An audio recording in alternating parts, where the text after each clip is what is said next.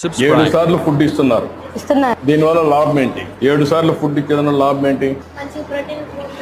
అది కదమ్మా. ఇప్పుడు 3 సార్లు ఇవ్వచ్చు, కానీ 7 సార్లు ఇస్తున్నారు. దానివల్ల మీ అభిప్రాయం ఏంటి? మా కోసం ఇంత చేస్తున్నారు, మంచిగా చదువుకొని మంచి పొజిషన్స్ లో ఉండాలి.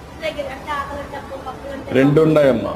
ఇప్పుడు 7 సార్లు ఇచ్చినప్పుడు డిఫరెంట్ టైమింగ్స్ లో ఇస్తారు. స్మాల్ డోస్ కింద న్యూట్రిషియస్ ఫుడ్ డిఫరెంట్ టైమ్స్ లో ఇస్తే దానివల్ల మీ ఆరోగ్యం బాగుంటుంది. ఒకేసారి ఇచ్చారు మీకు, దానివల్ల గ్లూకోజ్ పెరిగిపోతుంది, దానివల్ల ఆరోగ్యానికి అర్థం ఉండదు. అందుకే 7 సార్లు ఇచ్చే స్మాల్ ఫుడ్ అంతా, అంటే డిఫరెంట్ టైమ్స్ లో డిఫరెంట్ ఫుడ్ ఇస్తున్నారు.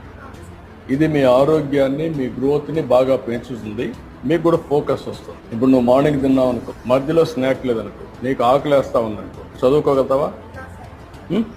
చదువు రాదు కదా. అప్పుడు ఒక స్నాక్ తిన్నావు అనుకో, మళ్ళా నీకు ఆకలి, మైండ్ ఎప్పుడు సబ్జెక్ట్ మీద ఫోకస్ ఉంటుంది. ఆ విధంగా నువ్వు చూస్తే 7 సార్లు మీరు కరెక్ట్ గా రాత్రి కష్టపడతారు, భోజనం చేసేస్తారు, మళ్ళా కాస్త చదువుకుంటారు. నిద్రపోయేటప్పుడు ఒక ఫ్రూట్ తినేసి పడుకుంటే ప్రశాంతంగా నిద్ర వస్తారు. అది మెయిన్ గా.